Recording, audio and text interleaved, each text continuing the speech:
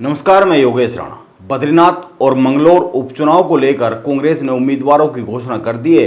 BJP अपने उम्मीदवारों की घोषणा पहले ही कर चुकी है। कितने मजबूत है कांग्रेस के दोनों उम्मीदवार और बीजेपी ने किस समीकरण के तहत उतारे हैं पार्टी के मूल कैडर के बाहर के उम्मीदवार, इसी पर बात करेंगे। लेकिन पहले इन दोनों विधानसभा सीटों को लेकर कुछ फैक्ट्स की बात कर लेते हैं।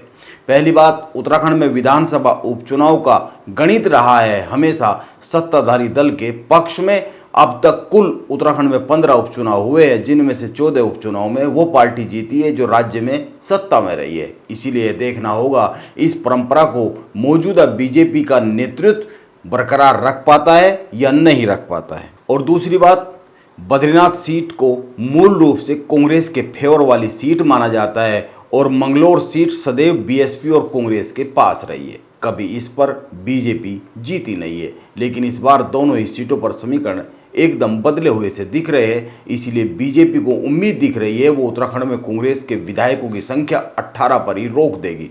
अगर कांग्रेस के विधायकों की संख्या 18 पर रुकती है तो एक बात और है जिस पर चर्चा हो रही है कि अगर कांग्रेस इन दोनों सीटों को हार जाती है तो हो सकता है कर्ण मेहरा की कुर्सी डोल जाए। वैसे भी लोकसभा चुनाव परिणाम के बाद से ये बार बार चर्चा चलती है कि कांग्रेस का नेतृत्व उत्तराखंड में बदल सकता है। इन दोनों सीटों पर बीजेपी और कांग्रेस ने उम्मीदवार घोषित कर दिए। मंगलौर सीट पर बीएसपी ने भी अपना उम्मीदवार घोषित कर दिया है।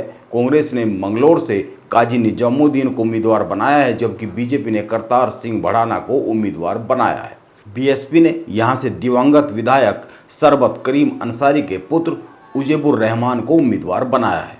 एक फैक्ट यह भी है कि मंगलौर विधानसभा सीट से हमेशा मुस्लिम उम्मीदवार ही विधानसभा पहुंचता रहा है, लेकिन जैसा कि मैंने कहा इस बार समीकरण बिल्कुल ही बदले हुए। 2024 के लोकसभा चुनाव परिणाम ने यह बता दिया है कि बीएसपी अब करीब करीब निपट ही गई है। इस लोकसभा चुनाव में बीएसपी को मंगलौर विधानसभा सीट से केवल 5,500 वोट मिले, जबकि बीएसपी यहां पर नंबर 1 या नंबर 2 पर रहती रही है। यह सीट बीएसपी या कांग्रेस ही जीतते रहे। इसीलिए पूरी लड़ाई बीएसपी के शिफ्ट हो रहे इस वोट बैंक को लेकर ही है। इस बार कांग्रेस को मंगलौर विधानसभा सीट से इस लोकसभा चुनाव में 44,101 वोट मिले और भाजपा को 21,100 वोट मिले, यानी बीजेपी कांग्रेस के मुकाबले आधे पर रही। लेकिन सच यह भी है कि बीएसपी यहां पर करीब करीब खत्म हो गई है। इसीलिए इस बार का चुनाव बदले हुए समीकरणों पर लड़ा जा रहा है। मंगलौर विधानसभा सीट करीब इस सीट पर 40% मुस्लिम वोटर है। बीजेपी के उम्मीदवार करतार सिंह भड़ाना को मंगलौर सीट पर बीजेपी को जिताना है तो जातीय समीकरणों की इस दीवार को तोड़ना होगा। 40% के अलावा जो बाकी वोट बैंक है उस पर एकाधिकार साबित करना होगा, तभी बीजेपी के लिए यहां कुछ उम्मीद की किरण बनती है। मंगलौर ऐतिहासिक शहर है। एक समय ऐसा था मंगलौर मुख्य रूप से ब्राह्मणों और गुर्जरों के नियंत्रण में रहा है। इस समय मंगलौर विधानसभा सीट एक मुस्लिम बहुल्य सीट है। यहाँ पर जाति समीकरण के हिसाब से मुस्लिम अंसारी तेली जाति का दबदबा है। इस सीट पर जाट, गुर्जर, अंसारी, तेली और दलित निर्णायक भूमिका में हमेशा रहे हैं। मंगलौर सीट पर चुनाव पूरी तरीके से जातीय गोलबंदी पर लड़े जाते हैं।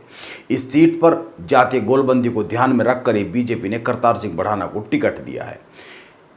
अब देखना यह होगा कि करतार सिंह भड़ाना इस जातीय गोलबंदी को कितना तोड़ पाते हैं, कितना गोलबंद रख पाते अपने पक्ष में।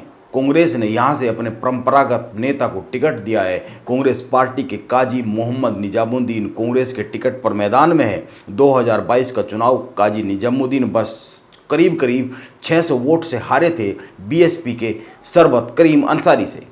और काजी निजामुद्दीन अलीगढ़ मुस्लिम यूनिवर्सिटी से पढ़े हैं। वो 2002 में जो पहला चुनाव हुआ था प्रदेश गठन के बाद उत्तराखंड विधानसभा चुनाव, उसमें वो इस सीट से विधायक बने थे। इसके बाद भी वो यहाँ से विधायक रहे हैं, यानी कि उनकी इस सीट पर अच्छी खासी पकड़ है। सवाल ये है कि मंगलौर सीट पर इस बार बीजेपी को क्यों इतनी अधिक उम्मीद दिख रही है, जबकि इस सीट का समीकरण बीजेपी के फेवर में दिखता नहीं है। इस सीट पर राष्ट्रीय लोकदल का बड़ा असर है। जयंत चौधरी इस बार बीजेपी के साथ है, इसीलिए बीजेपी को लाभ मिल सकता है। भड़ाना राष्ट्रीय लोकदल में भी रहे, खुद वो कई दल में रहे, बीएसपी में भी रहे। और आपको याद होगा 2017 में करतार सिंह भड़ाना ने अपने दामाद को मंगलौर विधानसभा सीट से आरएलडी से ही टिकट दिलाया था, चुनाव लड़ाया था। यह अलग बात है कि वो उस समय चुनाव हार गए थे। अब खुद करतार सिंह भड़ाना चुनावी मैदान में है भाजपा के टिकट पर मंगलौर विधानसभा सीट से। राष्ट्रीय लोकदल इस सीट पर 26% तक वोट बैंक रखता है। 26% तक वोट मिलते रहे।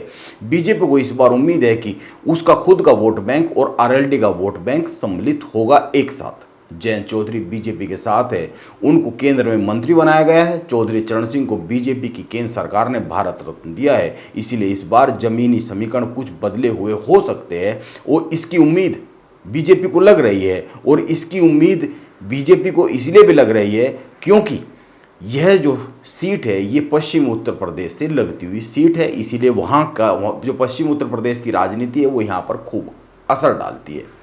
इन्हीं समीकरणों को ध्यान में रखकर बीजेपी ने उम्मीदवार का चयन किया है।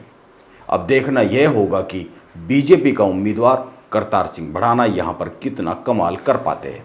क्या वो मंगलौर सीट पर इतिहास रच सकते हैं, ये देखने वाली बात होगी, क्योंकि ये सीट बीजेपी के पास कभी आई ही नहीं है। अब बद्रीनाथ सीट की बात करें तो यहाँ पर भी समीकरण पिछले चुनाव के मुकाबले कुछ बदले हैं। 2022 के विधानसभा चुनाव में बद्रीनाथ सीट कांग्रेस ने जीती, लेकिन लोकसभा चुनाव में कांग्रेस विधायक राजेंद्र भंडारी बीजेपी में शामिल हो गए। ये सीट इसीलिए खाली हुई। अब बीजेपी ने राजेंद्र भंडारी को ही टिकट दिया है। राजेंद्र भंडारी के साथ कांग्रेस के उस समय बहुत से कार्यकर्ता है। अभी जो लोकसभा चुनाव हुए थे उस समय पे यह सीट कांग्रेस के फेवर वाली सीट रही है और राजेंद्र भंडारी के साथ कांग्रेस से बहुत सारे लोग आए हैं। इसीलिए बीजेपी को लग रहा है कि ये सीट जीती जा सकती है। इसीलिए वो कितना कमाल कर पाएंगे या नहीं कर पाएंगे यह तो कहा नहीं जा सकता, लेकिन बीजेपी यहाँ पर बहुत पॉजिटिव दिखती है।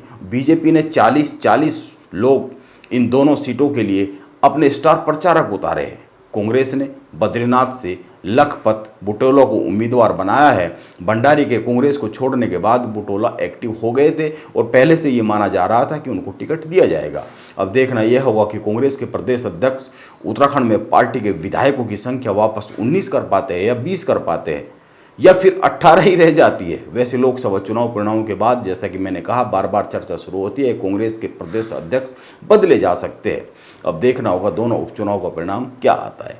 नमस्कार, मैं योगेश राणा।